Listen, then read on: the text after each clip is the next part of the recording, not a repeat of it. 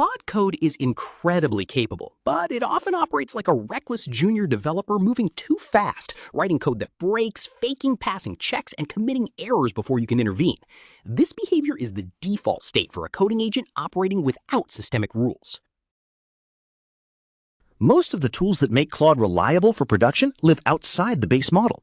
This orbit of community-built harnesses and memory layers provides the engineering discipline the agent lacks on its own. True AI coding power comes from the systematic constraints you place around the model, rather than the model itself. Avoid treating these repositories like Pokémon. Installing every highly starred tool you find will ruin your workflow. Every new skill you plug in increases the agent's reach, but it comes at a steep price. A direct increase in token cost, API drain, and context float. Ignore this balance and your setup will slow to a crawl. You'll end up spending your day debugging fragile AI infrastructure instead of shipping code. The objective is to surgically install the specific tool that solves your current engineering bottleneck. If your primary bottleneck is Claude generating broken or unmaintainable code, you need a category of tools called the Disciplinarians. Everything Claude Code, or ECC, intercepts. Because ECC requires Claude to verify its architecture and write tests before claiming success, you sacrifice instant code generation. Claude will push back on sloppy prompts to ensure verified architecture. GStack, built by YCombinator CEO Gary Tan, requires you to act as a CEO driving a multi-agent virtual engineering team. GStack provides rigorous validation by handing code to an automated QA lead that clicks through your app in a real browser environment to hunt for production bugs. This level of structure is overkill for simple scripts. It forces you into a rigid, heavy-handed management style. To prevent code base rot, Matt Pocock's skills repository imports strict TypeScript and JavaScript engineering habits, forcing Claude to stop guessing and ask sharp architectural questions.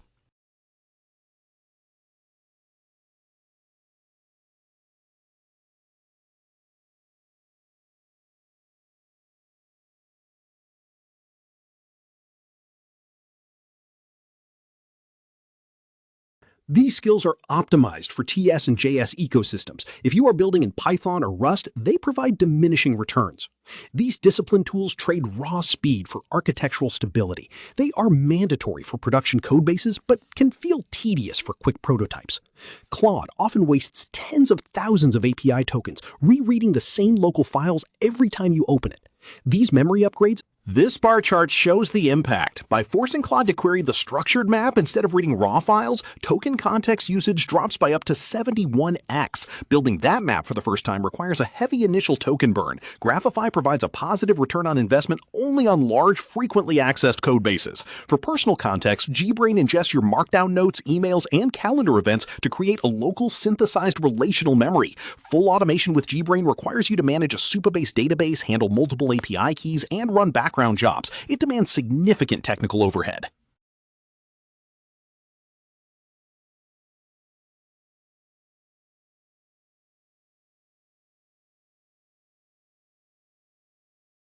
These memory upgrades solve the API token drain, but they shift the computational and administrative burden directly onto your local machine.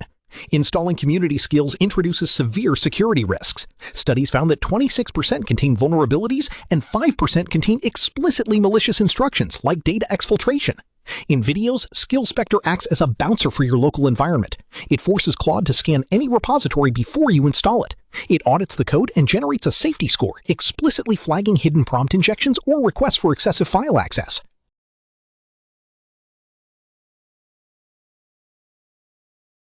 Specter only protects your machine if you maintain the discipline to run the scan command every single time you add a new tool. To harden the code you actually write, the Anthropic Cybersecurity Skills Library gives Claude access to over 800 MITRE and NIST security playbooks. Loading all 800 skills at once will cripple your agent's performance. You must manually curate and install only the security domains you are currently testing.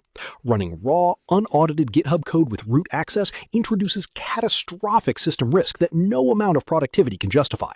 The heavy operators are designed for massive, autonomous, multi-step workflows that execute while you step away from the keyboard. Deerflow deploys a Docker-sandboxed orchestrator. You hand it a prompt, and a lead agent spins up parallel sub-agents to handle complex research pipelines independently. Running autonomous teams that fetch external data demands heavy infrastructure, steep compute costs, and a careful security review before deployment. If your output isn't code, OpenMontage takes a plain text prompt, researches the topic, and renders a fully narrated MP4 video for a few pennies in API credits.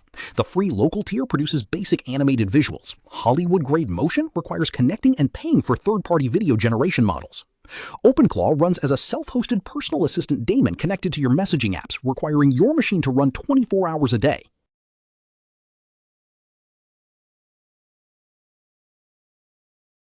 These heavy operators trade simple IDE integration for high-maintenance, always-on infrastructure. They represent a permanent commitment of hardware resources.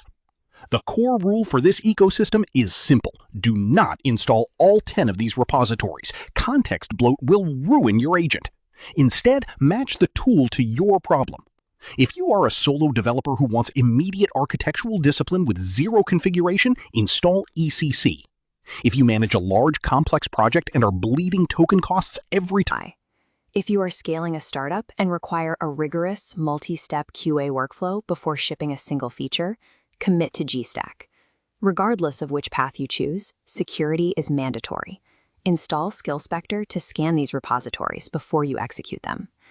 AI technology scales according to the constraints you place on it. Pick one specific problem, install one tool, and test it for a week before moving to the next.